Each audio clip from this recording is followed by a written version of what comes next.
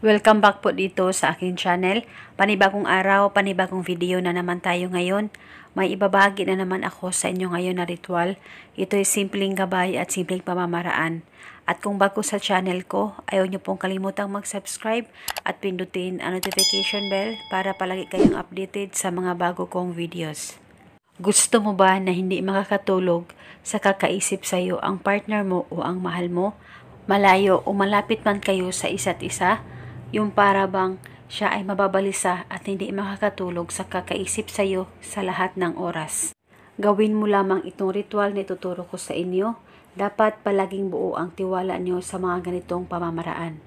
Ito'y napakasimple lamang at ito'y napaka-epektibo, lalong-lalo na kung hindi kayo nagdududa o nagdadalawang isip na gawin ito. At pwede gawin itong ritual sa kahit na anong araw o oras. At ang una mo lang gagawin ay isulat mo lamang sa papel ang pangalan at apelyido ng partner mo ng 7 beses. Dapat kumpleto niyang pangalan. At pagkatapos mo nang masulat ito, ay kumuha ka lamang ng isang butil na bawang.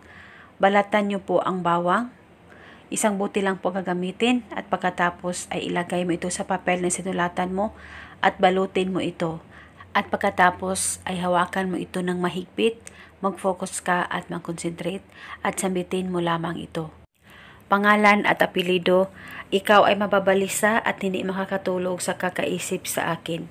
Sambitin mo lamang ito ng 7 beses. At pagkatapos, bago ka matulog, ay ilagay mo na itong ritual sa ilalim ng unan mo o di kaya sa loob ng punda ng unan mo. At uunanan mo ito buong magdamag. At kinabukasan, pwede mo ito kunin at pwede mo namang hayaan lang dyan sa unan mo. At uunanan mo ito hanggang kailan mo gusto. At paniguradong siya ay mababalisa sa kakaisip sa iyo sa lahat ng oras. At ang ritual na ito ay pwede ito gawin sa tao o sa mahal mo na hindi na nagpaparamdam sa inyo. At pwede ito gawin kung ikaw ay binaliwala na niya. Gawin mo lamang itong simpleng pamamaraan at dapat kayo ay naniniwala sa mga ganitong usapin. At eto muna sa ngayon. Maraming salamat po sa panonood. May God bless us all.